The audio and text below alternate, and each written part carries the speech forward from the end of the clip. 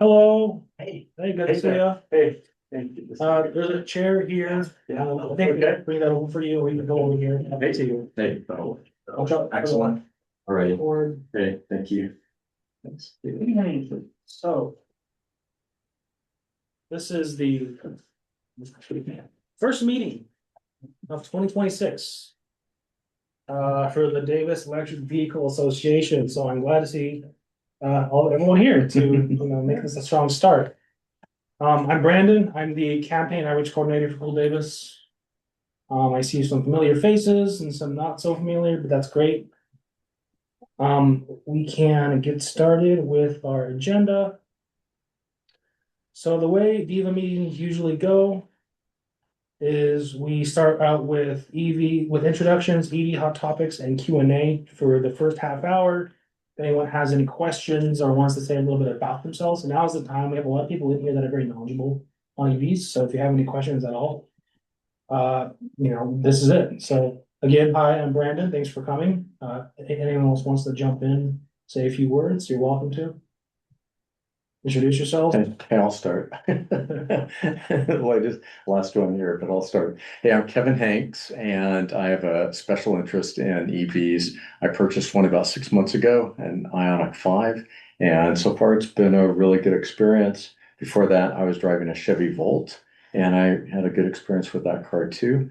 But I'm really excited about the Ioniq 5 that I've got, especially because I've got nice range with the car. And also I can use it to download some power from the car and actually power my house in case electricity goes off. Cool. So I like that feature. Yeah. Yeah. Is it a power to load? Yeah, vehicle to load. Vehicle to load. Right. So you run your Right. refrigerator, you. Yeah, Wi-Fi. So they gave you the exactly. They Yeah. gave you the adapter. I bought the adapter. Okay. So you buy the adapter and then you just plug an extension cord into that and then, power your refrigerator, your Wi-Fi, maybe a light, what else? Oh, my water heater. I have a tankless water heater. And so my wife especially, there's no hot water at all when electricity goes out. So that's the most important thing. That actually is more important than the refrigerator, making sure she has hot water. And it'll power all of those things simultaneously for close to a week. Oh, for goodness Yeah, sake, what a yeah. great thing. You Yeah. know, Robert and I had home backup batteries installed in our garage. Yeah. And we had two, just because we're on a domestic well and septic system. So we can't flush the toilet when the power is out. That's even more important. Yeah. Yeah, more Yeah. important than the water heater and the Yeah. refrigerator. Yeah. And we paid substantial amounts of money for those batteries, and yet Yeah. with, I think it's 26 and a half kilowatt hours. Even our Okay. dinky little 2016 Nissan Leaf has a bigger battery than that in it. Yeah. So cars EVs are a huge untapped, mostly source of power in an outage. So Right, yeah, right. you've got, and plus your car's really cute, I think. So I like it, yeah. Which car Yeah, was it? it's nice. Ioniq 5. Oh, yeah. And I've talked to an electrician recently, and he's told me that what I could do is to put a sub panel, I guess, adjacent to my electric panel, and then have those circuits that I want to operate in an emergency situation. yeah, Have those separate, so I could just plug the car into that, and then all of those circuits will be powered. yeah. But he said, wait. Way to go. He said, wait about 5 or 6 months because Enphase is working on some software that will allow us to download more energy actually from my 84 kilowatt hour battery. And he said, if that happens, then you could actually power a whole lot more circuits in the house. I see. So about 6 months time. And I'm waiting to see what that looks like. Huh. Yeah. Yeah. Cool. Yeah. Does the Ioniq 5 still have analog dials for some stuff? It does. It has push buttons, for a lot of things and knobs and dials, That's which I what I like. liked about it. Yeah, it does. No touch screens when you're streaming down the highway. Yeah, no, you don't have to. You're not supposed to play with your cell phone, but you can play with the car. Yeah, Right. yeah. And, I heard a science podcast where, researchers had conducted tests to see, which was safer, analog controls or digital controls. The analog controls won hands down. Can you, put audio controls in place of the analog and speak Yeah. instead? Yeah, you can, You got it? yeah. Yeah. That's even Yeah. safer. Yeah, yeah, you can do that too. Yeah, so they're redundant in both in the car. What do you think? Yeah, so it's really nice so far. Yeah. Yeah. Ah, I think, these chairs for here. Anyone wants to sit back here? Overflow can sit If you're here. listening, if you're listening to the radio, would the Yeah, radio yeah. say something that your car would do something about? what is that now? I'm just wondering if you were listening to the radio. Yeah. Somebody on the radio said the wrong thing, your car might do something. Right. I've never heard of that happening. Oh, okay. I don't think so. I wonder how I they- don't think so. Yeah, yeah. There was Yeah. a Daily Show where he shouted out, Alexa, buy 1,000 rolls of toilet paper. That went across them. Oh. Millions of viewers. Yeah, yeah. Oh my. Yeah, yeah. It's funny. Welcome to our new attendees. Thanks for joining us. This part of the meeting agenda is focused on EV hot topics and introductions.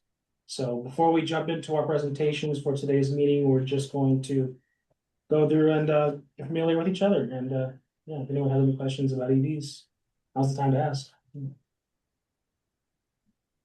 Personally, I think there's a lot of tension around the Rivian R2 launch, seeing how that goes.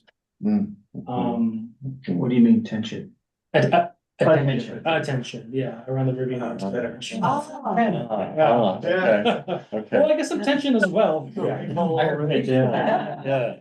So Hey, shall we Courtney. start with introductions and just go around the room, everybody introduce themselves and share their car? This and is then we Chris. do the hot topics. Yeah, hi everybody. I was gonna come in person and then I thought, oh, most everybody will be online and I haven't eaten most of the day. So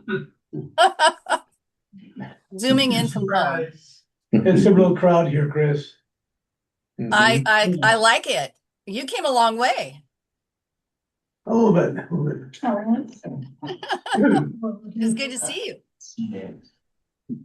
So I'm Guy Hall with, also with Tech EV. And on that board. And we're on the other side of Sacramento. So the nice thing is that the car drove itself pretty much here on its own. Which during the rain was a lot more relaxing than otherwise. We have a Model Y and a Model X and then Nissan Leaf. So, Maria, I drive the Leaf. she likes it better than the other cars. Don't blame you. We like garbage. Yeah. Well, I'll go. I'm Paul and I'm gonna be one of your presenters, so. But you guys had mentioned Leaf and I thought, wow, that's one of the things that got me into electric vehicles, because I drove all the way down to San Francisco so I can test drive indoors the Leaf at Moscone Center. I was so excited about it. And when I got there, I was in line, it was a long line to do this, and it was just a test loop inside. You couldn't go anywhere, it's just around, that's it. You're not gonna do anything, nothing dynamics wise. And then I got home and then I realized, oh darn, I've gotta put something to charge this thing at the house. And it was gonna cost me something like $8,000 to do that at the time. And I just went, yeah, and then I thought, no, it's not gonna get me all the way to San Francisco and back, which is a lot of my commuting was doing. And I thought, I'll wait a little longer. Yeah, It was a wonderful vehicle when it was launched. I currently own a Model Y right now. So what year was that you were early? 2012, 2012. yeah, Oh, so it had wow. like the 75-mile it was range. whatever the smallest one was. at the Yeah. time. 10, Yeah, 14 years. yeah, Wow. yeah. I'll go next. I'm also one of the presenters for today. I'm Tim Graham with a company called Sierra Waves, and we're in the EV marine space. An advocate, an operator, partner. It's pretty much the same spot EV cars were 10, 12 years ago. No infrastructure, right? New, scary. Mhm. So I'll talk a little bit about that. Cool. I'm Larry Ansler. And I don't have an EV, but I'm interested in the Y and I'm interested in the Ionic 5. You're in the right place. Yes. Yeah. Yes, Yeah. so. My Model Y drove me here too. I'll go ahead. Very cool. I'm Fabrizio. I have, 5 plug-in vehicles. 4 are battery EVs and 1 is a plug-in hybrid. The newest one that I have is parked outside. It's the 2025 Dodge Charger Daytona. That makes noise. Yeah, if you want. You can turn it on. And, That's the way it should be. It sounds like the most badass car. it's a blast to drive. It is fast. It is comfortable. It is a really nice cruiser. Soon it will be compatible with the Tesla supercharging network. The vehicle that I got just before that is with my son right now in park, and it is a 2024 Chevy Equinox EV. That is a loaded car. Yeah. The only thing that it's lacking is the Super Cruise, which would drive you here. The one before that is a 2024 BMW i4 M50, which is also a blast to drive. And the vehicle that I got before that was my plug-in hybrid, the 2015 Cadillac ELR. And just had the battery replaced under warranty. And first EV, which is coming up on 16 years old, is a 2010 Tesla Roadster. Oh, As a budget. Still on it. And I got it because I needed to commute from the far west side of Phoenix to the far east side of Phoenix because I got a new promotion and a new job location. And at the time, the Nissan Leaf would not get me across Phoenix and back home in the Arizona summer. So I had to get the Roadster, keep that for as long as you possibly can. absolutely. Yeah, that's a classic. Yeah.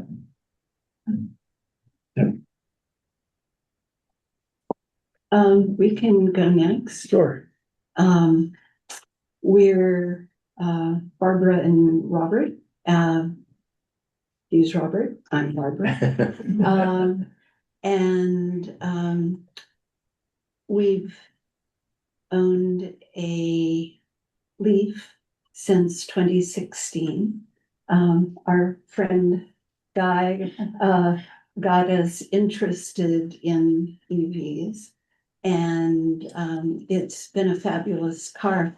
We're eager to get rid of Robert's 20-year-old gas car. We're trying to buy the new 2026 Leaf, but they are scarce. They are really hard to find. Hopefully more of them will be out before too long. But if anybody hears about a hot deal on a new Leaf, be sure to let us know. At the last meeting at the Nissan dealer here in town, I left my name with the sales lady and said, if you get a Leaf in, give me a call. That was 2 months ago. Haven't heard anything. can I introduce myself online, or are you doing that? Or you want to go around the people there first? Go ahead, you have it. What? Go for it. Oh, okay. Lori Friedman, I'm a new attender, but I live at Muir Commons in co-housing, and Eugen worked with PG&E to get us 90% off a charger for each household. And Hey, Eugen. that has happened. About 8 or 10 of us have bought EVs that wouldn't have otherwise. So kudos to Eugen. Yes. Yeah. I got a Chevy Bolt EUV. It's a little bit longer than a regular Bolt. I like the extra space. About 8 months ago. And I got still the federal $4,000 back, so that was nice. Uh, I get about 250-mile range, but I'm finding that if I'm really careful about how I drive, it gives me more range. I'm up to about 275-mile range. So that's nice. And I had a funny experience. I like to ski. I drove up to Sugar Bowl, started with 250. I got there and I had 80 left. And I said, oh no, I'm going to have to stop at a recharger. Well, it's going back down the hill. It charged so much. I got to Roseville, I still had 80 left.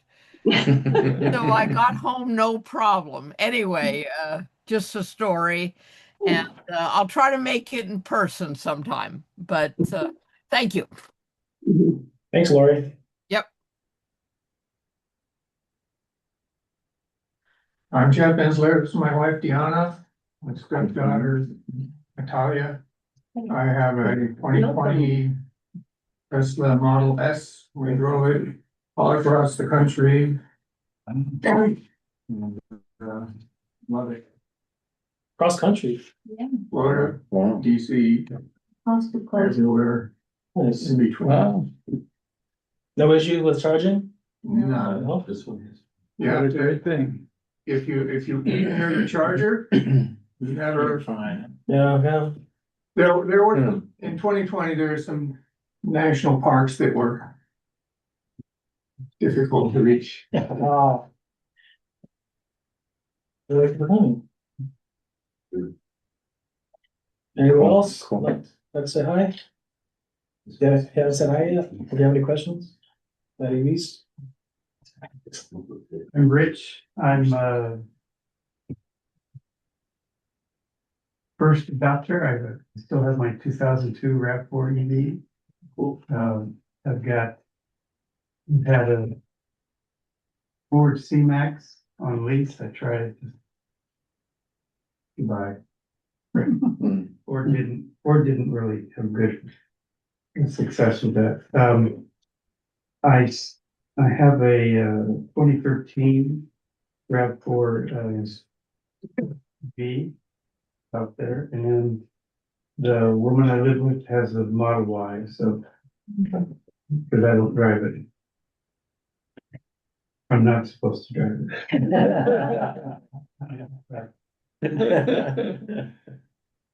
Don't laugh, Chris.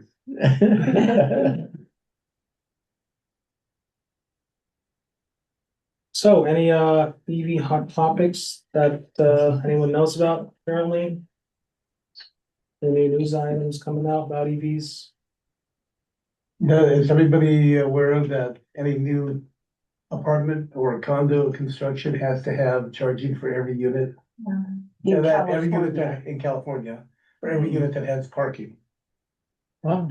So some condos and some apartments have fewer parking spaces in units, but if a unit has parking, This is for all new. all new as of the January 1st this year. Let me start a building, If there's reconstruction, are they required to do that? There is, if it's reconstruction and that affects the parking infrastructure, there are some requirements to increase the amount of charging. Right. Not to the same level as new construction. Huh.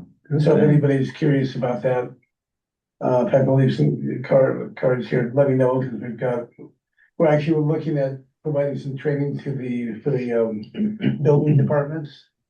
And those that are doing inspection of plans and such to say, make sure that they're getting it set up in a successful manner.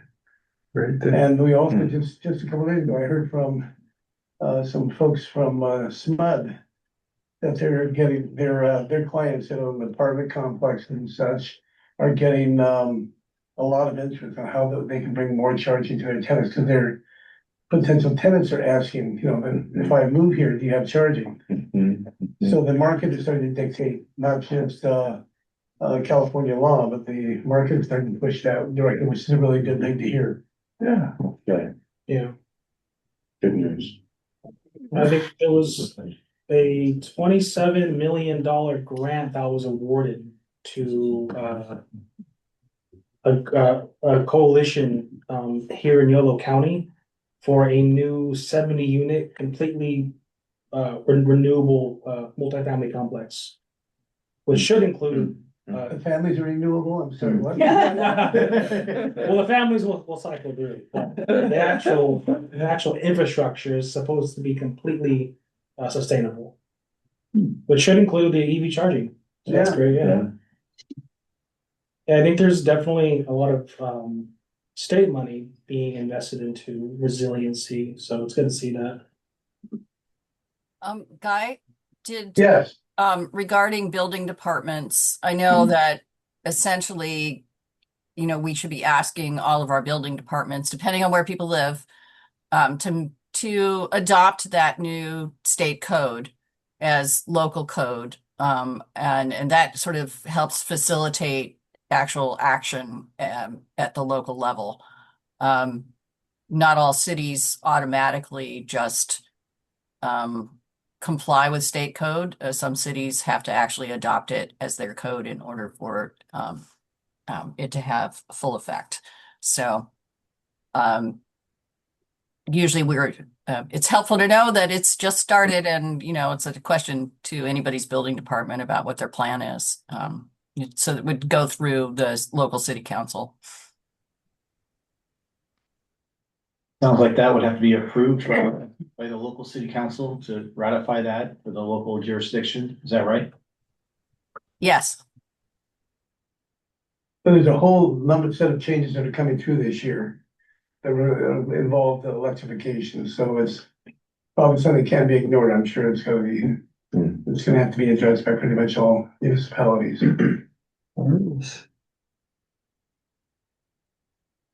So I do want to add here, tangential topic. We are coming up on Picnic Day, April 18th of this year. If anyone isn't familiar with Picnic Day, it's primarily a UC Davis event. But it's a great opportunity to be a part of a parade that goes through a portion of downtown and feature the Davis Electric Vehicle Association and the Sacramento EV Association.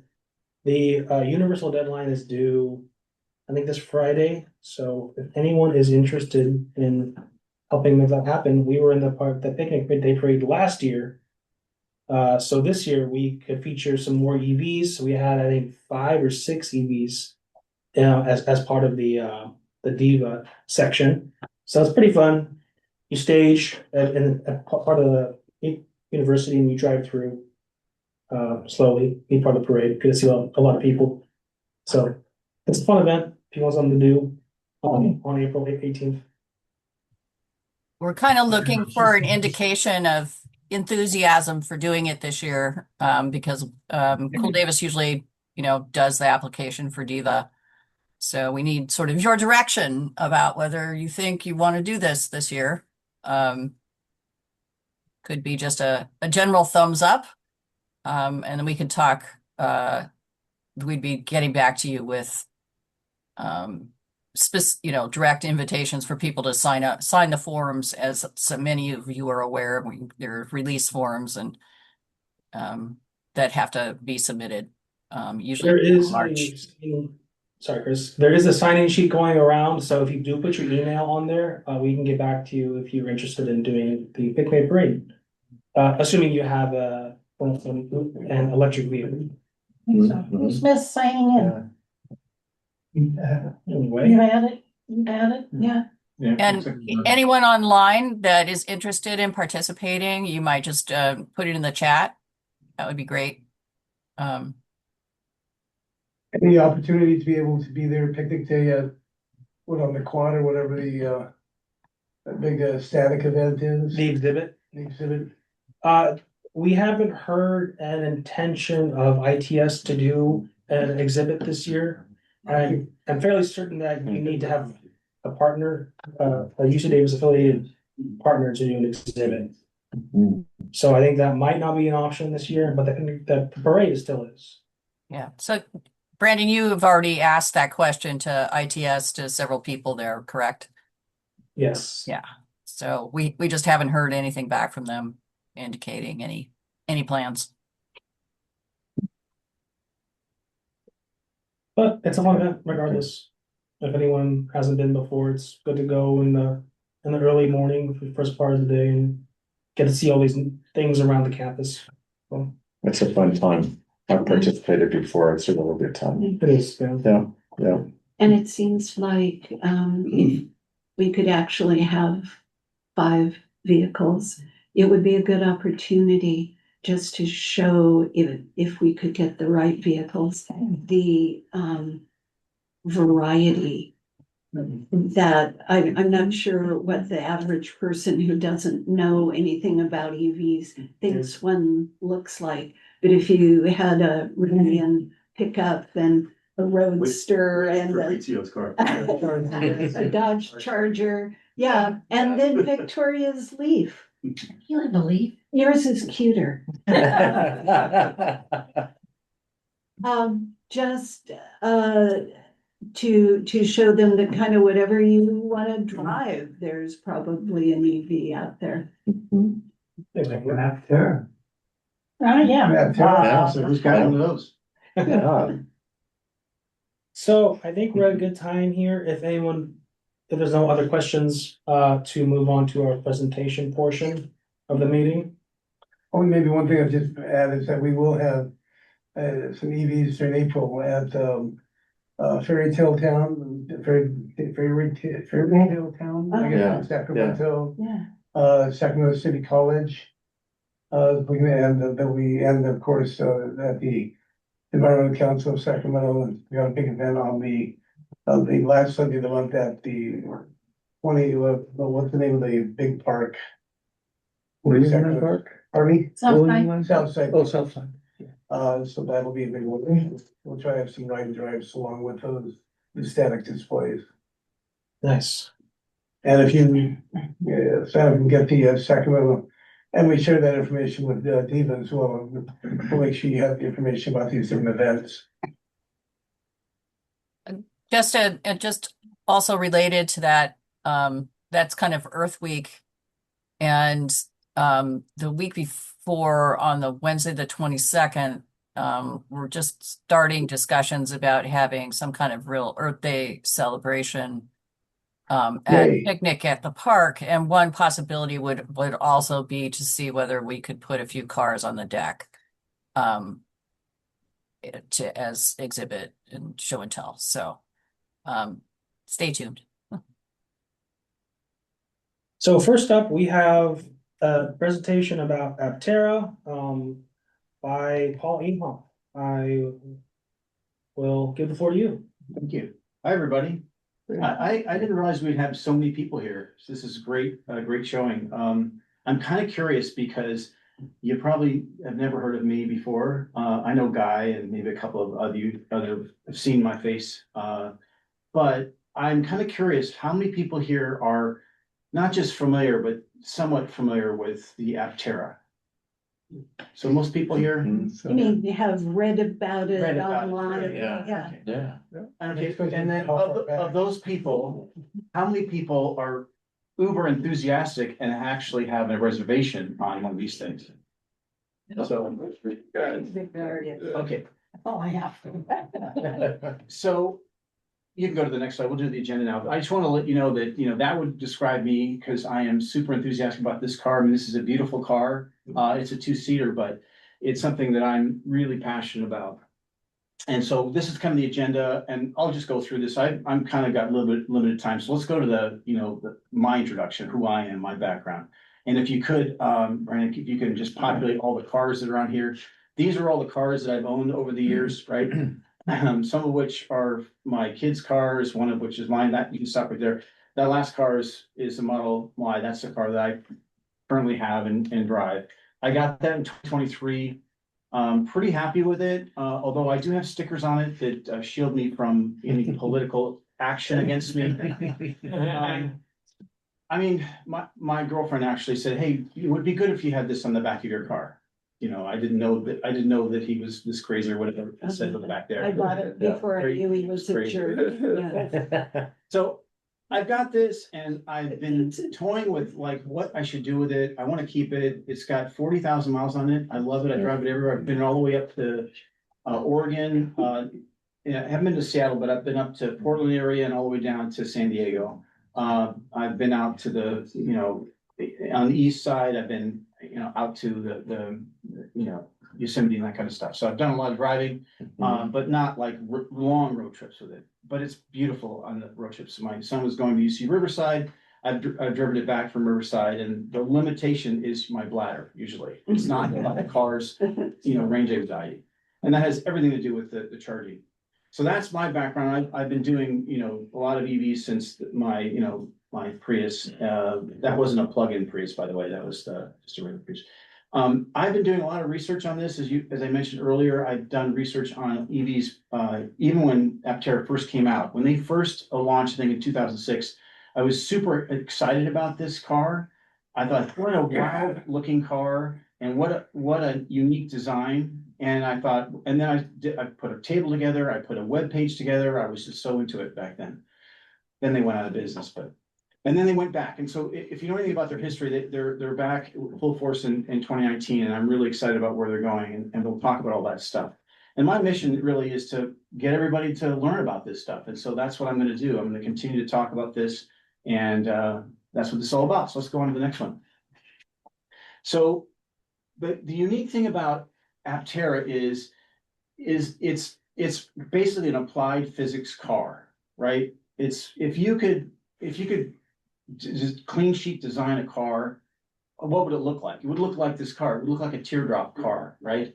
And most people don't know this, but 90%, or maybe not quite that much, but maybe 80% of the effort to drive a car is moving the air out of the way.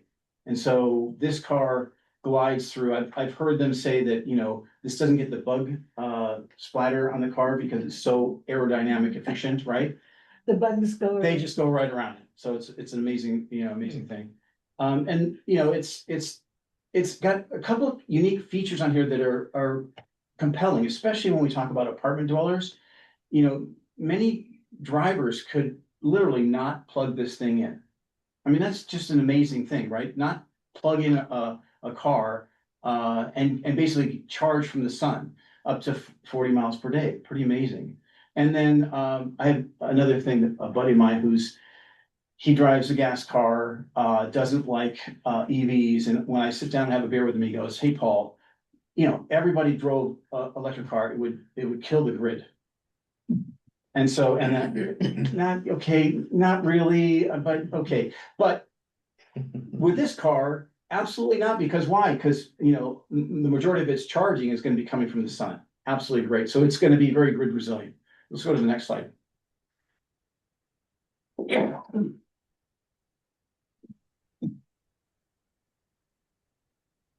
So this car gets 400 miles of range. I already mentioned about the fuel, free fuel, which is a unique concept. One of the reasons why I was so drawn to this car is that it has the ability to do something that no other car does. And that's basically produce its own fuel. If you ask somebody today, does your car produce its own fuel? They would look at you like you're crazy. But it's absolutely possible. When I bought my first electric vehicle, the first thing I wanted to do, I think most people here would say this, I wanted to figure out how I could put solar panels in my house and charge my car. How can I do that? That was my first thing. And it was cost prohibitive, there's all sorts of barriers, red Mhm. tape, all that stuff, permits. Mhm. The solar panels are on this car. You don't need to do that, right? It also, as we mentioned before, because of its teardrop shape, it's got a coefficient of drag of roughly about 0.13. To put that in perspective, I think if you click one time right now, it'll show you the comparison against Tesla Model 3. So Tesla Model 3 is 0.22, and it basically weighs, about 2,000 pounds more and has one less wheel. That rolling resistance is another piece of the efficiency that is going on with this car. All right, let's go to the next slide. What's the battery size in this thing? So my Tesla Model Y has a battery of roughly 84 kilowatts. This thing has 42 usable. So it's basically, I think it's about a 43 kilowatt pack, somewhere in there. By the way, I wanted to let you guys know that everything I'm telling you now has been reviewed by Aptera. So I sent them this deck and I asked them, could you review it, make sure I'm not misspeaking here about anything? And they said, yeah, your deck looks great. By the way, I asked them first, do you have any slides to just give me? And they didn't really. I did pick a couple, the first two that are on there, I picked a couple from one of their investor decks. But they said, our only suggestion for yours is don't say things implicitly. Don't say that it is 42 kilowatts. Say it's approximately 42 kilowatts. Because this is a launch vehicle. It's not out yet. They're still tweaking with some things. So I just wanted you to be aware of that. Motor is a front wheel drive motor. It's got two transaxles or half shafts. One transaxle, it has two half shafts. So it's like your standard front wheel drive car. It's got I think it's a Vitesco motor, and originally they designed with in-wheel motors, hub motors they were going to do, and they were going to do like all three wheels were going to be in-wheel. They're still talking about doing that rear motor in-wheel, but they're talking about it being just for the freeway. So it's not to give equal amount, but just so they can turn off the front motor and then just have even more efficiency. The other thing they talked about is doing a two gear design for the transmission. They're not going to do that on the launch editions, too much engineering work, but they're talking with another company doing that. And they've got this very unique design for this this two gear transmission, which is super unique. If you're familiar with our vehicles that we drive, virtually all of them except, does anybody here drive a Porsche Taycan? I don't, but I know it has 2 gears. Yeah, so that's the only one that I know that has 2 gears. Everything else that we drive, single gear. It's just super simple.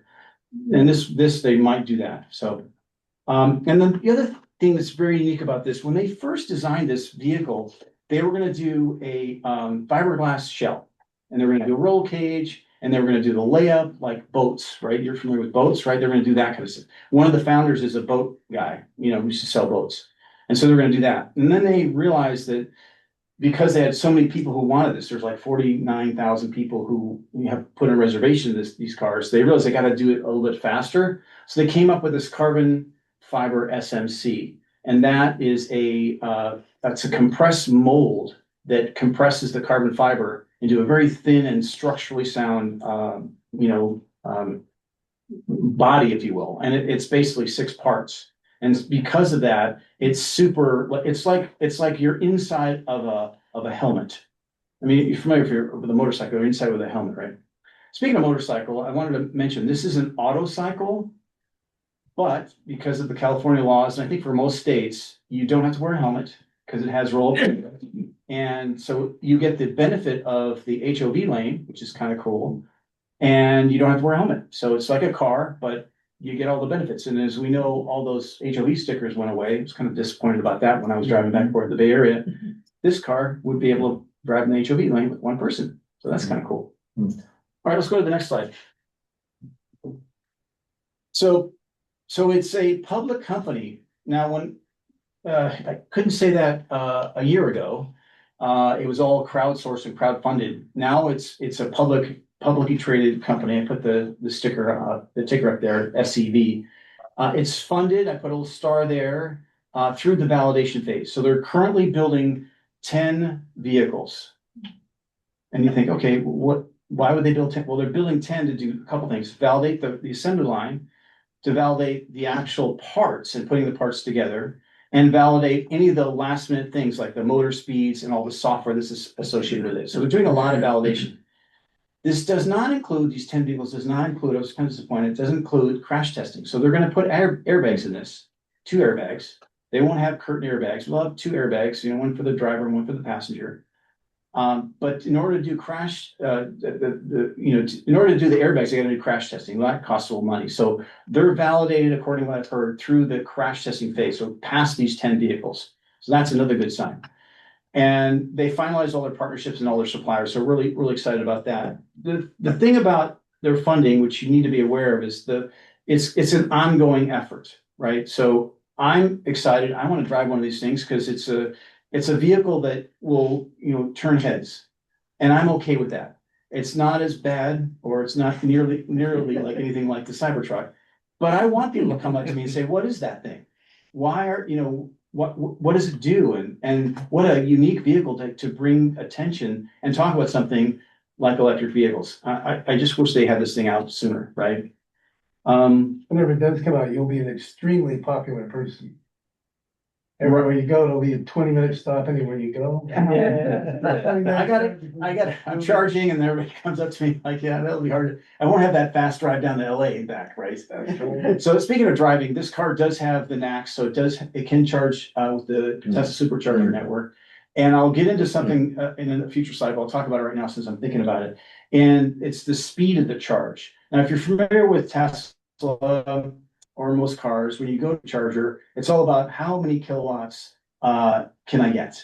Am I getting, 150? Can I get 250? Oh, this was 250. I want to go to the 200, right? We're always looking. I know this because when I drove down to Riverside, where my son went to school, I would forego any 150 and I would go to the 250s. Why? Because it saved me probably about 5 minutes, maybe more, at each of these supercharger stops, right? And that was fine by me. I get it down to 10% and go. This car charges currently at 40 kilowatts. And now you're going to say, wow, that's super slow. Got to remember, this car gets really good efficiency. So, charging per what it charges at 40 kilowatts is kind of equivalent to about a car that would charge up to about 150 miles for that 20-minute session. And I'll get into that in the next slide. Let's go to the next slide. So before I get to that piece, I got a nice grid that shows all the charging test stuff. I wanted to talk about licensing this and insurancing it, repairing it, and that kind of stuff, right? So it is an auto cycle. So repairing this or insuring this is like insuring a regular motorcycle. And so it's not going to be that much different, although it's going to be a unique vehicle. I'm sure you're going to get these. If you call up the insurance company, they're gonna say, what is that again? What's the VIN number of that? How am I gonna do this? I don't know how this is gonna happen when that actually happens, but with regard to repairing, since it has that carbon fiber SMC shell, and then it's covered by actually some of the panels around it, the ones that are lighter that you see there, those are all not carbon fiber, those are fiberglass panels, right? And those panels are designed to take little dents and stuff like that. So, and it's gonna be paint protection wrap, so it's not painted. So it's going to have a paint film on there, paint protection film on there. It's whatever color that you want. They'll have one color that everybody gets initially, and then they'll do something different.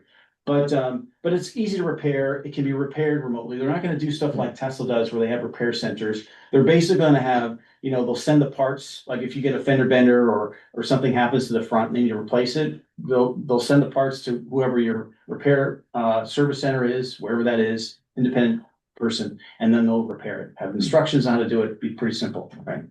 So that's the repairing and insurance is we don't know yet, but we'll figure that one out. But the use cases. Let's talk about the use cases. So use cases for this are unique, right? So it's perfect for a commuter car. It's perfect for students. Although I wouldn't give it to my young student. I have a story about that, and if you want to hear about that, I'll talk to you about that later. It has to do with one of those cars that I showed you earlier. Retired persons, mom running errands, that kind of stuff. It's not really good for the family hauler, right? You're not going to go to all the places that you want to go with the family hauler. So let's go to the next slide. Let me talk a little bit about the charging. and the levels. And I apologize about the colors because they didn't come out the way I wanted them to. The green is a little too green, but basically it's, you know, looking at the different levels of charging, solar charging, level 1, level 2, and DC fast charging. So level 1 charging, which is basically this car can level 1 and level 2 charge, but level 1 charge is going to be adequate for most people, right? I currently use a level 2 charger. That's a 220 charger, right? And it works fine for my Model Y. This car, you can get about 156 miles overnight charging with a level 1. That's just a wall outlet, right? Which is plenty for most people, right? So, but you know, gotta remember, you're probably gonna do most of your driving with the solar. If you do level 2, it can go 66 miles an hour. So if you're traveling somewhere and you can only find level 2, well, you can use the level 2. Great. DC fast charging, I mentioned, is 40 kilowatts. So it gives you kind of that you know, 400 miles per hour range but that gap is kind of small with regard to how it is with a Tesla supercharger. And again, I'm comparing this with the Model 3. How much time do we have? You got about 10-ish more minutes. Okay. Thanks. All right, so let me go through this a little bit more, and because I've got kind of their launch cycle in the next slide. So I'm going to go through some more interesting or things that are important that I might have just skipped real quick. So I think from an apartment dweller perspective, let's go back one before I get there. From an apartment dweller perspective, that this car could be perfect for somebody who's in an apartment that doesn't have ability to plug in, right? You can run a long extension cord if that's possible, but you could just put it outside and let it soak up the sun. One of the things I've heard is that people are like parking these cars the owners, the co-CEOs are parking it in various ways to see what the maximum solar charging is, because it tells you it'll go, you know, 425 watts of charging, which while it's doing that, it can adequately charge your car in the day. Basically, you know, you drive it to work, charge there, drive it home. If there's still sun, it's charging. It's perfect. Let's go to the last slide. Last slide? Well, this is one of the last slides. We're halfway through your slides. No, we're not. I only have 2 more slides. This slide, 1 more slide. That's it. Yeah. This is the roadmap slide, but it's not as dark as I would have liked, but it shows kind of where they are from the building it to volume production. So we're in 2026. We're in this validation phase that I mentioned already. They're testing, assembling the production line. They're doing all the software testing, and then they're going to be doing the crash testing. They plan to have that all done by summertime this year, right? So that's great. They're also funded for that as well this year. And then they plan to have first customer deliveries. Steve Fambro, one of the co-CEOs, said, we plan to deliver 1 or 2 cars. They didn't say the number, but basically by the end of this year. There's also a thing called accelerators. So there was people like me who really believe in this car and put money down to get in line. Those are 2,000 people, and they plan to start the accelerator deliveries in 2027. That's my guess. Now, keep in mind, this all has to do with funding. I mentioned that they've got their first rounds of funding. They're on the NASDAQ. They can pull more money from the NASDAQ. You know, they can issue more shares, dilute the shares, etc., to get more money. And they've got some other contracts to help them with the funding. So right now, it's my estimation. I'm going to make this prediction that they have enough line of sight to the money to go in what's called low volume production. When that happens, they'll likely get through the first 2,000 builders and probably beyond the next round in 2027. So if you were to go on their website today and order one of these things, you're likely going to see it in late 27 or 28 if they get their final round of funding, right? And it's a good chance they are, because there's becoming more and more momentum about this. I've asked them if I can go down and actually view their factory floor. If you go online and type on YouTube, type Aptera factory tour, there's already 4 or 5 YouTubers that have showed you all the stuff that's going on. If you've watched any of those, I think it's fascinating. This factory was empty before. And then, of course, once they get to the high volume production, which I put down as 2027. By the way, this slide is theirs, but the numbers, the dates are mine. I put those on there. pretty confident, and they're pretty confident they're gonna finish the validation builds. First cover deliveries, they've already said they're gonna do the first couple of deliveries at the end of 2026. My guess is gonna be early 2027. And then the subsequent deliveries will be in 27. Then beyond, they'll do more. And then they have plans for multi sites. So they plan on expanding beyond that. Kind of cool. This next one is my last slide. Me. So I believe this car is not your typical car, not for your typical person. You clearly have to be okay with, being spotted in the crowd. And you gotta clearly be okay with talking to other people. If you're an introvert, this car is probably not for you. If you are, a mom hauling kids around to soccer, this car is not for you either, right? But it does have a use, and it is a car that I think is going to connect well, especially in this community when we have, our next Davis, picnic day. If I have my Aptera here, I'd love to drive it there, and you'll see how many people will look at this thing. And that's it. That's me right there. I have my email that's on here, and if you want to scan my business card, etc. If you're interested in one of these, I do have a QR code. It's $100 to put your deposit down on them.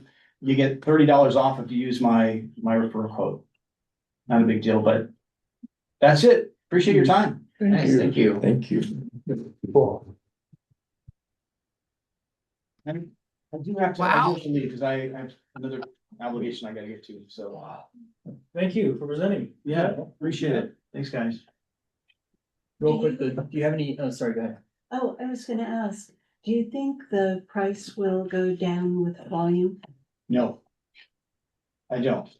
I wish they would go down, because right now that $40,000, I mean, you can get, a Model 3 for almost that amount. So, again, I think it's a unique vehicle. I'm gonna get one regardless. I'd like to update my Model Y to a new Model Y. I'm gonna get this first and then decide what I'm gonna do.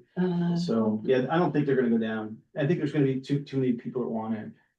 I'm leaving a couple things here if you want them. I got some stickers and some Drive by the Sun stuff. They gave this to me. Brandon, if you do me a favor, and I'm gonna take these, but if nobody takes them, just save them. I'll take them up later, okay? Sure. Appreciate it. How does the safety work with these guys? I think it's Safety. an amazing idea, but I'm wondering, Safety. could you get crunched by another car? Or are you gonna? Oh yeah, so it's not like one of those little cars that they're two-seaters and there's nothing in the front, no crumple zones in the back. They do have crumple zones in this car. So their side collision, their battery pack is very stout. So if you get side collision, your battery pack and the metal around that battery pack is going to keep the intrusion into the vehicle. Behind you have base behind you because that teardrop shape. In the front, they have a huge collision or a crumple zone, and they've already designed that, and they've done their CAD tests for crash testing. So it remains to be seen. They're going to have airbags. They're supposed to be safer than most vehicles. Like I wouldn't want to be in cars that have two people side by side with no front. I mean, it scares the crap out of me. This car doesn't because of how it's designed. I think it's a very well designed, well thought out car. Good question though. Well, thanks again, Paul. Yeah. Thank you. Yeah, thank you.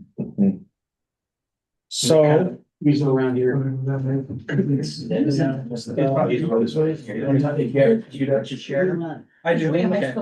Or you can. I don't have it on this laptop. PowerPoint. Thank you. Good job. The reason I asked about the price is sooner or later, the US is gonna give up and allow cheap Chinese EVs. I think that's inevitable. And if you can get a nice subcompact car for $18,000,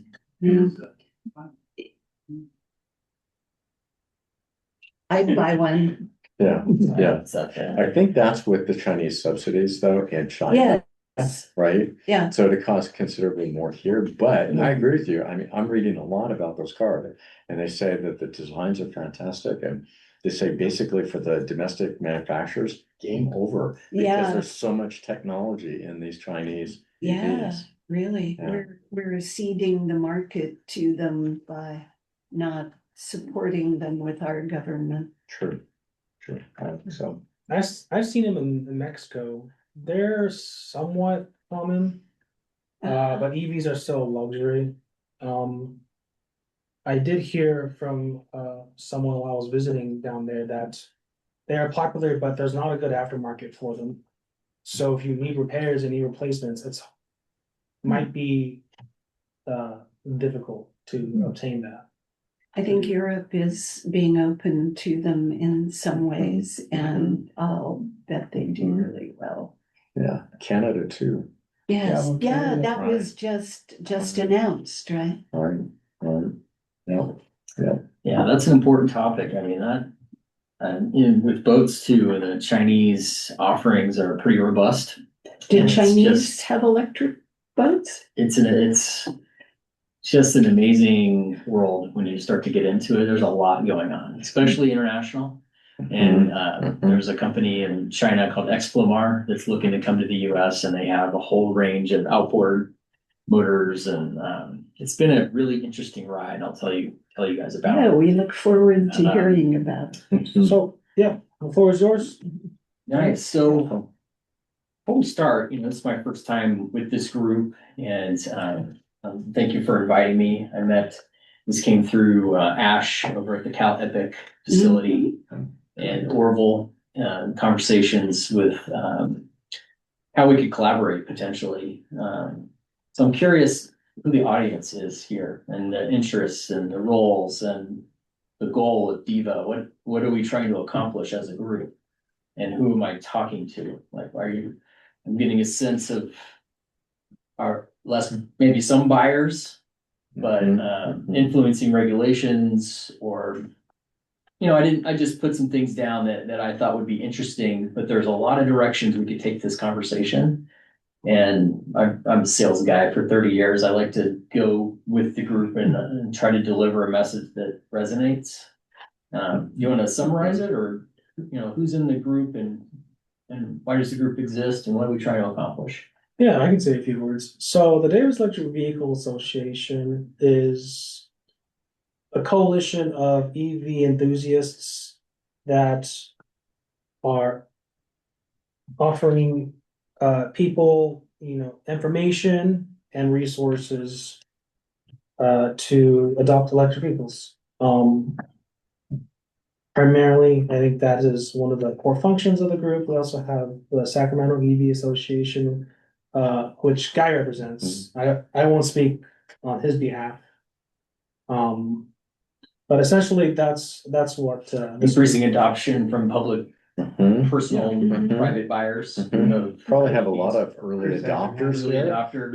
Yeah. and Chris, And thank you. Chris, Evangelizers. Yes. Chris does have a hand up as well. Huh? Chris, did you want to say a few words?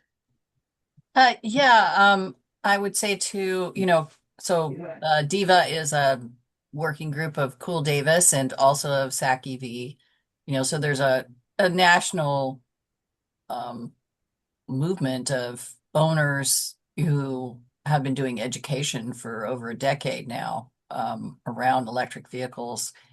And Cool Davis is focused on greenhouse gas reductions and really kind of transforming a whole Decarbonization of transportation in general. Yeah. So you'll see, like in our meetings, we'll have we're glad to hear about what's going on with the boats and ships, and we want to understand all the diversity of applications. We often will do things on e-bikes. We've had presentations on what's going on with our transit systems and in electrification there.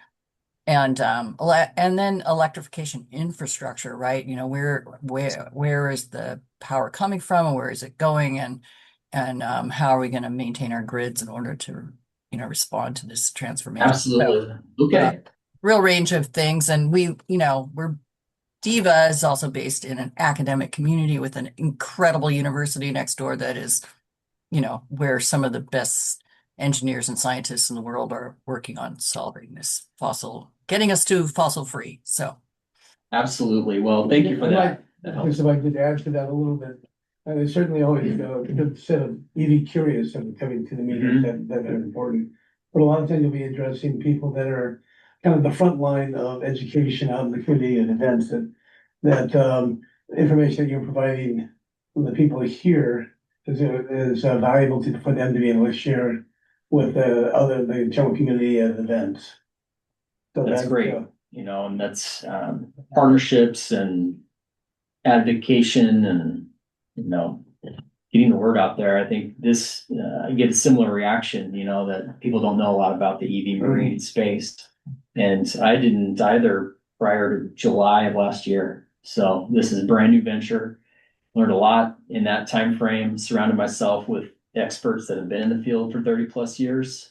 And we've explored multiple business plans from the for-profit side, right? From renting wake boats. So there are full powered 500 horsepower, fully electric wakeboard boats available right now. They're $400,000, but the technology is much further along than I thought it was. But that led to just a quick background on myself. So I have been an IT professional for 30 years prior to this venture. And in parallel to this venture, I still consult on AI and technology solutions for companies. I've been in cybersecurity, network management, software development. One of my biggest customers is UC Davis when I was with the cybersecurity firm Fortinet. So I know a lot of the folks in the IT and ITS I mentioned earlier group. And so I would love to find a way to partner with the Brain Trust at UC Davis and the whole UC system. So I was responsible for UC, CSU, and private higher education universities for cybersecurity. So good contacts within that organization. But this really was born from my love of the water. I grew up in Orlando, Florida on the lake, water skiing my whole childhood. And couldn't justify a boat out here with kids young and working, and now they're teenagers and they want to go wakeboarding. And so I started looking into boats. I saw an electric boat and it just sparked, it's the convergence of technology and engineering. And we go to Truckee and Tahoe a lot, and I want to see those environments preserved. And so it really resonated with me and has led to a really interesting journey, starting with the purchase of I have a ski nautique that's a fully electric. And when people see that thing run, it's amazing, but it doesn't run very long, right? So it comes back to the matching the capabilities of the EV technology to the use case, because you're going to have negative feedback. Oh, I can only use it for 2 hours, but so that maybe decide I wanted to rent them, right? So rent them for an hour, 2 hours. That's a use case. Run them at low speed. You can run it all day long. Eco tours, photography tours, anything like that. So you fit the use case to the form factor. So that's a little bit about me. I'll talk some more about some of the use cases that we explored. Let's go to the next slide. I just kind of put this together. So based in Sacramento, we plan to have operations in Sacramento River, Lake Berryessa, pretty much in the order that partnerships are established. So we have really good conversations with High and Dry Marina on Lake Tahoe, which has a supercharger on the lake. There's actually 2 superchargers on Lake Tahoe. There's one being installed at Lake Berryessa. There's supercharger capabilities on the San Francisco Bay. And so we've explored some private commuter shuttle use cases between marinas in the San Francisco Bay, using a variety of form factors, including full foiling boats. The entire boat comes out of the water and only 3 foils remain in the water, fully electric powered. And it's a aeronautics guidance system. So it's the same principles as flight. It just lifts the entire boat out of the water. You go 22, 25 knots with no impact, smooth as silk, almost smooth as silk. It feels like riding in a small aircraft, just buffets every time you hit it.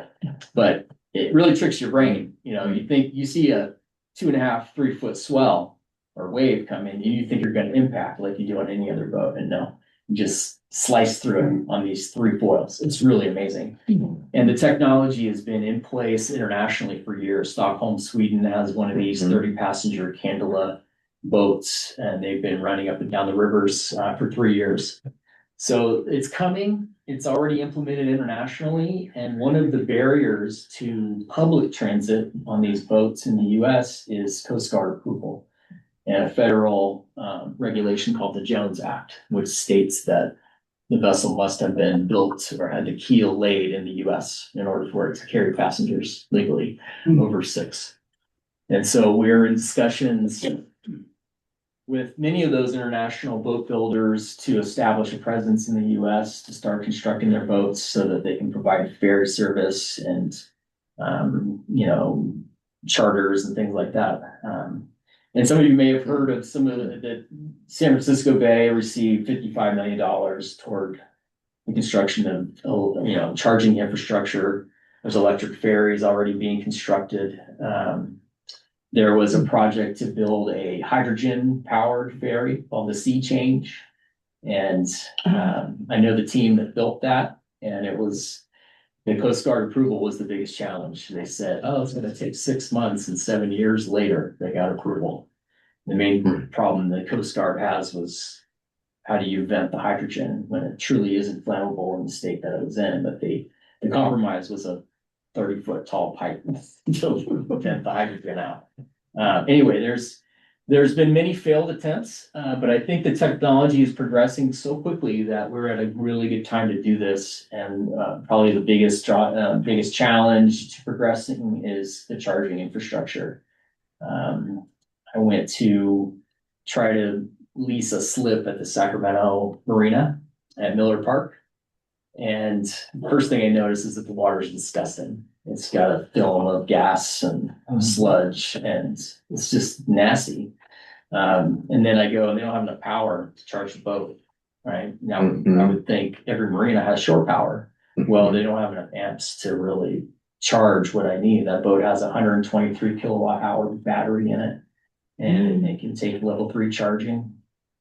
So overcoming those challenges, we explored mobile charging solutions, trailer mounted generators. There's battery backup systems. You can do rapid discharge and things like that.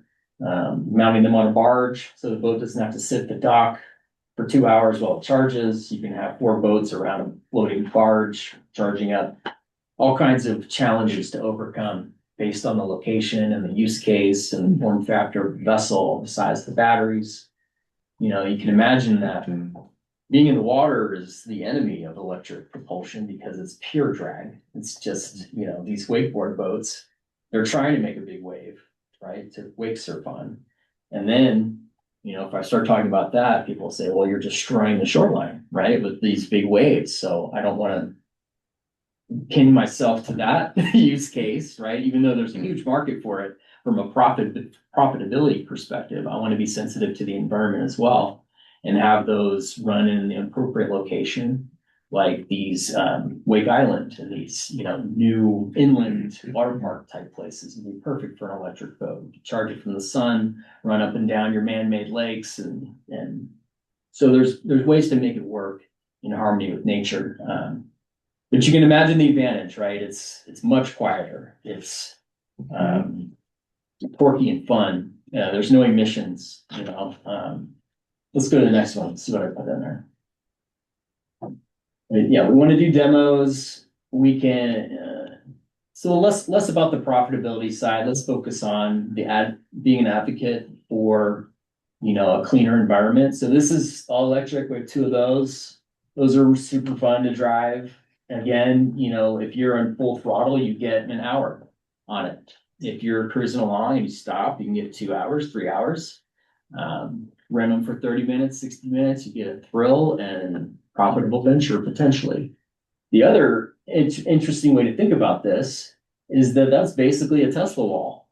So you can have bidirectional power and use a jet ski to provide backup power to your house. And would you rather have that or a battery bolted onto your leg? Right? Dual purpose. Good point. Same with the boat, you know, it's just stored energy, and how you implement that can take different forms. You know, so imagine all the different use cases, right? And we can put an outboard electric motor on a pontoon boat or a houseboat and cruise around Lake Natoma at 5 miles an hour or less, which is the maximum speed, and do picnic outings, sunset tours, watch the regattas, right? Do a water taxi service from downtown Folsom to the aquatic center, and any other 5 mile an hour lake in California can do the same thing. You can open up travel by water to pristine lakes that don't allow gas boats today. So you can open up brand new markets.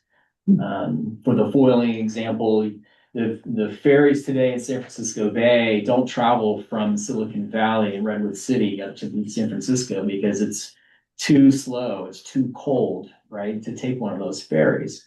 Well, if you can get up on foil in an enclosed, comfortable cabin with a really nice layout, you're going to open up a whole new market of Silicon Valley coming up to San Francisco Giants baseball games and basketball games, and the reverse down to the Niners games. So it's about making use of the waterways that we have in a more effective way, right? Some of my partners down in the Bay, they're sailors and boat builders, and they're Coast Guard surfmen, right? And they say, Tim, I look out at the bay on a Tuesday afternoon at 2 o'clock, and there's nobody there.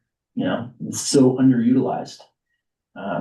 And then you can take this use case, scale it up to, you know, shipping containers and the real polluters and the scale that would be needed to do that. It's technically possible. And it needs to be economically viable for these companies to take action and do it. And so there are subsidies here in California that we leveraged. Let's see what the next one is. Subsidies are important to get us going. Oh, these logos didn't come in, but some of the initial collaborators, Charged Marine. You know, Charged Marine, what do you have on your shirt? Electric vehicles. Oh, sorry, your logo looks just like Charged Marine. I thought maybe you got one from Ollie. So Charged Marine is kind of an aggregator of EV marine technology. If you go to chargedmarine.com, he's done a real good job of putting together a lot of the manufacturers and stakeholders in this space. Same with Electrified Marina. This is an advocate in the Northeast that's selling all sorts of different inboard, outboard types of boats and vessels. I mentioned Cal Epic and SMUD working together on a workforce development program. So that's another thing I thought would be good to touch on with this group. All of these EV companies, no matter what the form factor is, are going to need trained technicians that understand battery technology, safety related to those batteries, all the technology that goes into that type of propulsion system and the electricity that leads to it, and then branch off into the specific implementation. Today, they have a 15-week program for Rivian that's funded by Rivian and SMUD. It's a 15-week program for students to become certified Rivian service technicians, and then they're hired by a Rivian service center afterwards. So it's a workforce development funnel, which was one of the things we were working on with the universities at Fortinet, was to create a funnel of cybersecurity technologists. And so the same concept applies here. And so from a workforce development front, a lot of these ideas are still in discussion and planning. And I think what's going to happen is when we find the funding or the support to go forward with one of these ideas, we'll bring the resources together and make it happen, right? It's all been self-funded by me so far. So now, you know, we looked into some of these big projects in the Bay, and it was too big to take on, right? We needed multiple millions of dollars to make it go. Now, one note about the project in the Bay is that we were successful in getting grant money approved, or at least allocated through Cal, through the CARB Core program. Is everyone familiar with that program? So CARB Core is a California state program that will provide subsidies for heavy equipment, forklifts, trucks, things that take diesel things out of commission and replace them with electric things. You would get money for that. Hovercraft is a subsection. Go ahead. Oh, 5 minutes? Sure, I can talk all day. So let's quickly go through the rest of these. We talked a little bit about that. Next one. So green charging, there's chargers going in many places.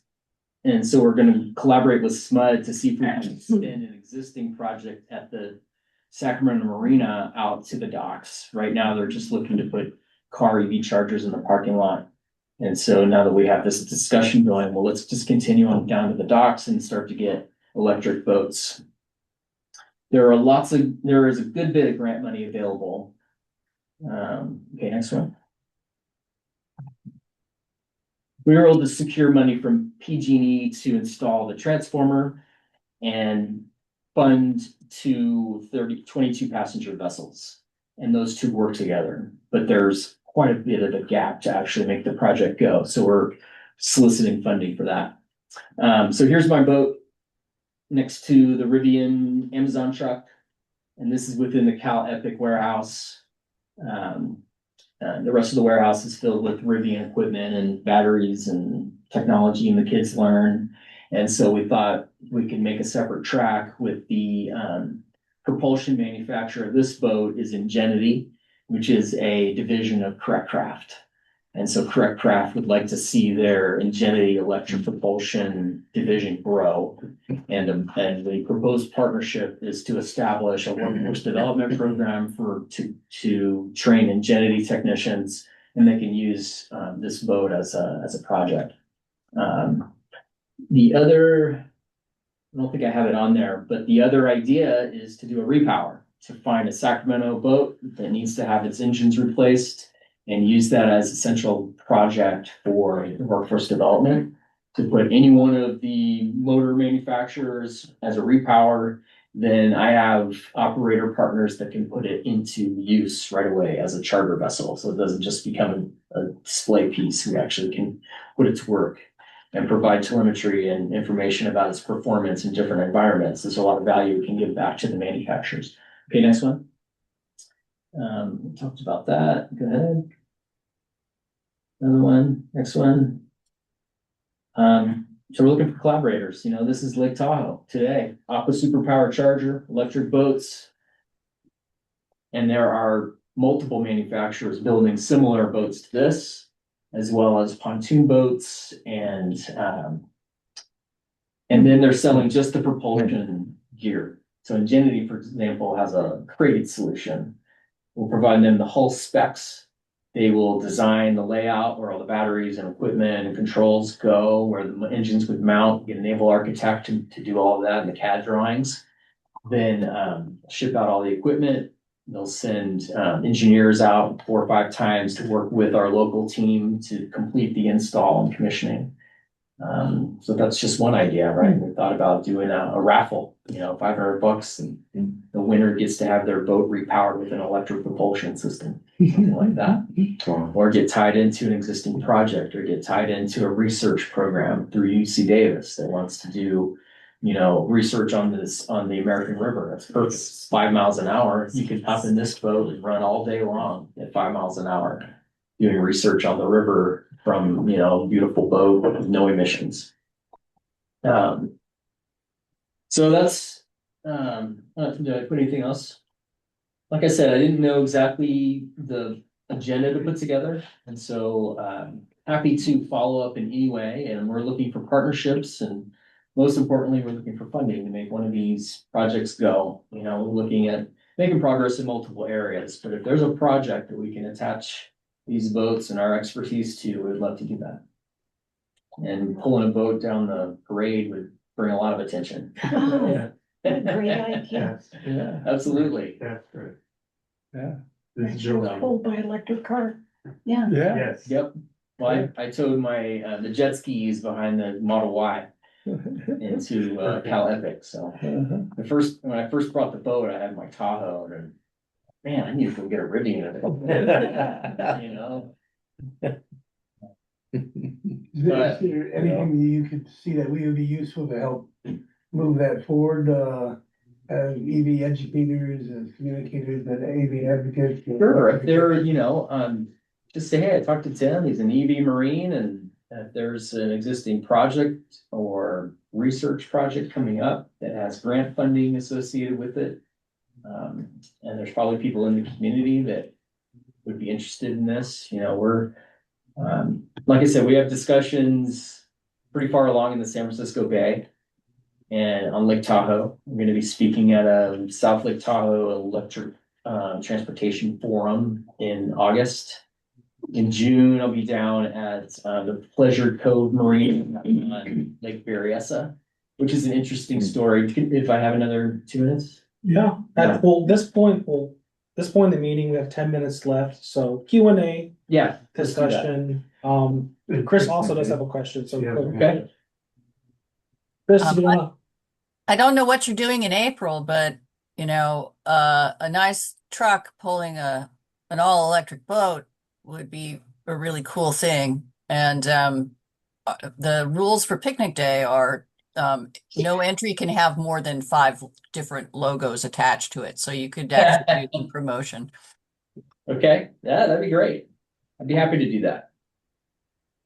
And I'll be around, so we can discuss how we want to do that. Yeah. So I think awareness is one of my objectives for coming to a place like this, right? And meeting with you all and understanding what the communities look like and where to connect in with. I think Orville at Cal Epic, it's been great. That's a very new relationship. I like that it's in our backyard. And one of the tenants in there is going to be what's called ZEMA, Zero Marine Accelerator. And so there will be key stakeholders for the marine industry all in one place, and they'll have access to shared expensive equipment, welders, laser cutters, all the things that a startup would need. And so it's a marine accelerator that's coming in. I want to add in Coast Guard approval tracks to that, and then Lake Tahoe. So we have conversations going in each of those. But a real quick story about Lake Berryessa. The fires were right there, and it burned all of the infrastructure of the Pleasure Cove Marina. When PG&E rebuilt the transformer and the infrastructure, they overbuilt it, and so there's plenty of capacity there. And the owner or the manager of the marina had the foresight to have them run copper all the way down to the docks, and so they're going to have superchargers there, and we're going to talk about partnerships that could make sense for them. Are there ever dockside events that we could be showing on water and off water electrification and yes, that's what the Lake Berryessa event is about, and I'll follow up with details about that. They're working with Aqua Superpower is the supercharger company. They're going to try to have the installation complete so that we can show mine at a minimum, and then try to get some other manufacturers to bring some examples in and have a show and tell day there. And same up in Lake Tahoe, we'll have the boats available for use on the lake. Are the charging connectors and such the same as with EVs? I mean, They are, and since there's no chargers at the marinas, I have to tow the boat out. I take it to Electrify America. I pull up there and I plug it in, and I don't stop talking to people for the whole time I'm there. It's quite a scene to have the Tahoe and a big boat. And I thought you were going to plug the Tahoe in. I think you were going to plug the boat in. That was insane. Well, thank you, Tim, for presenting today. Thank you. What about you? So we have a few minutes left, 7 minutes left in the official meeting agenda. Feel free to mingle, hang out in the office, ask questions, consult. So yeah, thank you. Thank you. Thanks for coordinating. Good thing, yeah. Yeah. Glad to see you around here. Yeah. Here, I'll share. You leave it up, I'll share. Likewise. Site work. Let's just see it. Yeah, I would. a long I time. haven't even, I was trying to figure out, that was the Davis for a long time. Smart. How is you travel back to Europe? You had family? There used to be a lot of review days. Check that out. They get rid of that. Right. Well, it's so close to the. It makes sense. Hey, I'm interested. Of course. So looking at what's it? I'm interested in right there. Oh, okay, yeah, so. Yeah, you got my info. Yeah, for these, all right.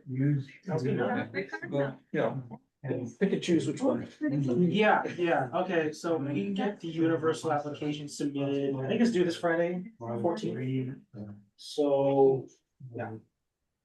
I'll keep you in mind. Yeah, if I can, get my wife, to go, then I can bring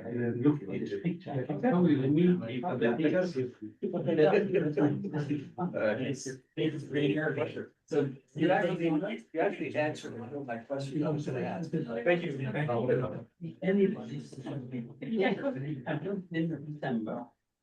So now I'm going to.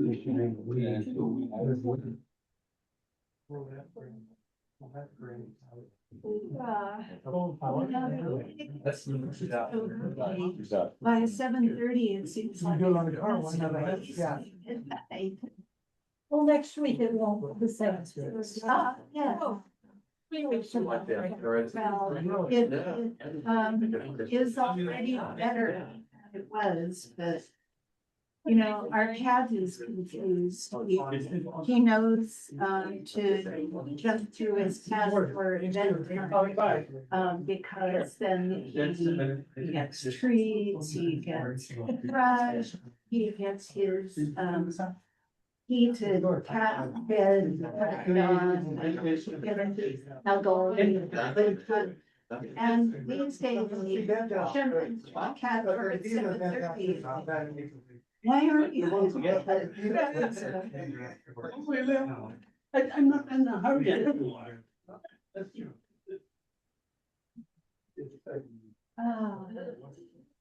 So how are you doing? Oh, we are doing well, thank you. You know, I wonder if I even need this. I brought it as a. So, we were. No, they were showing that one. Oh, that's the, out of the water one. What did he call those foil? Those are foils. Yeah. Oh, yeah, cool. You know, I've heard something about airplanes. I haven't ever heard anything. Yeah.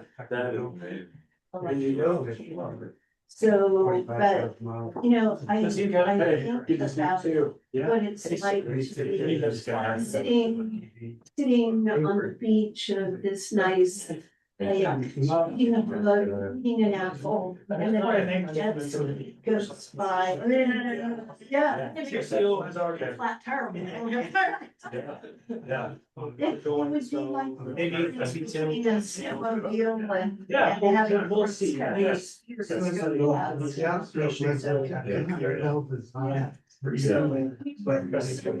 That sounds good. All right. Yeah. We had 50 people for there, 40 people. I want to see everyone.